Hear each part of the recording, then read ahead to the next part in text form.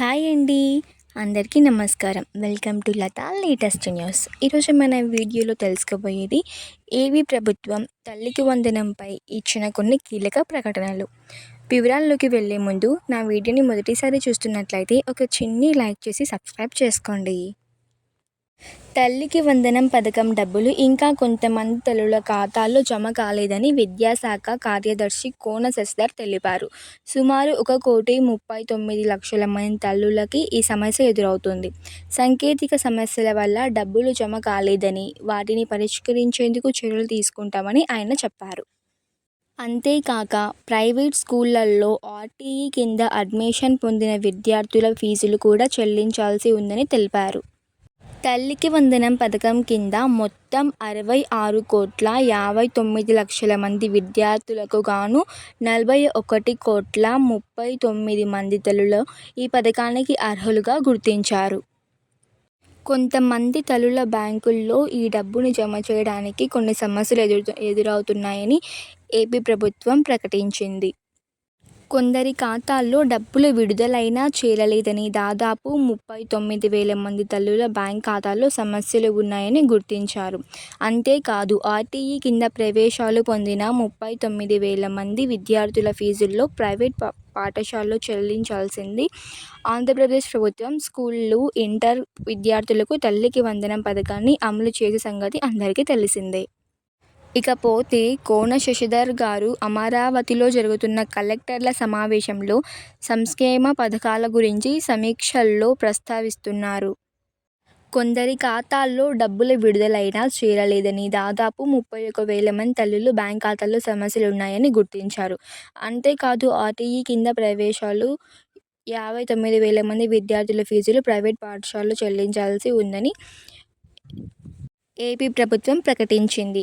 ఇంకా 6,000 మంది పిల్లల వివరాలు తెలియాల్సి ఉందని, వీరు బడుల్లో చేరిన కొన్ని రోజులు వచ్చి మానేశారని, వారు ఎక్కడ ఉన్నారో కనుక్కోవాలని అధికారులు ప్రయత్నిస్తున్నారు. ఆధార్ ఐడీ 55 రోజుల్లో పూర్తి చేయాలని సీఎం చంద్రబాబు ఆదేశించారు.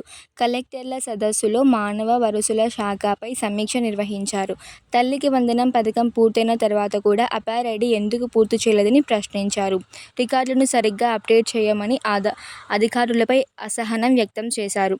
విద్యార్థుల అభ్యసన జాతీయ సగటు కంటే తక్కువగా ఉన్నాయన్నట్లు 100% పిల్లల ఆధార్ను పూర్తి చేయాలని, పేర్లలో తప్పుంటే సరిచేసుకోవాలని ఆదేశించారు.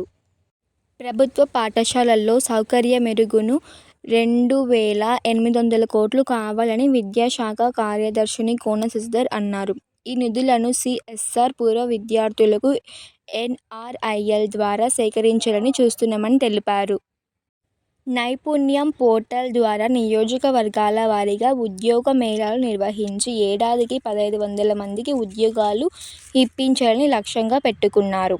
గతంలో పాఠశాల విద్యలో 55 రకాల యాప్ ఉండగా ఇప్పటికి వాటిని ఒకే యాప్గా తీసుకొస్తున్నామని, తరగతిలో 55 నిమిషాల బోధన తర్వాత 2 నిమిషాల వీడియోను చూపిస్తారని శశిధర్ ప్రకటన చేశారు. ఇకపోతే ఆ వీడియోలు చూపించిన తర్వాత విద్యార్థులను ప్రశ్నలు అడిగి వారికి ఏమాత్రం అర్థమైందో తెలుసుకోవాలని ఉపాధ్యాయుల మీద మండిపడ్డారు. 100% పిల్లల ఆధార్ను పూర్తి చేయాలని, పేర్లలో తప్పులుంటే సరిచేసుకోవాలని ఆదేశించారు. ఈ సమస్యను ఎంతకాలం కొనసాగుతుంది అని ప్రశ్నించారు. వచ్చే కలెక్టర్ల సమావేశానికి అన్ని రికార్డులను అప్డేట్ చేయాలని సీఎం ఆదేశించారు. విద్యార్థులు, ఉపాధ్యాయుల వివరాలను పూర్తిగా ఆన్లైన్లో నమోదు చేయాలని సూచించారు. ఇక ఈ సమస్యలన్నీ ఎటువంటి తప్పులు లేకుండా తీరిన తర్వాత తల్లికి వందనం పథకం వెంటనే వారి ఖాతాల్లో పడుతుందని సీఎం చంద్రబాబు గారు ఆదేశించారు. అలాగే వీడియోలో ఉన్న ఇన్ఫర్మేషన్ నచ్చినట్లయితే ఒక చిన్ని లైక్ చేసి సబ్స్క్రైబ్ చేసుకోండి. Thank you for watching my video.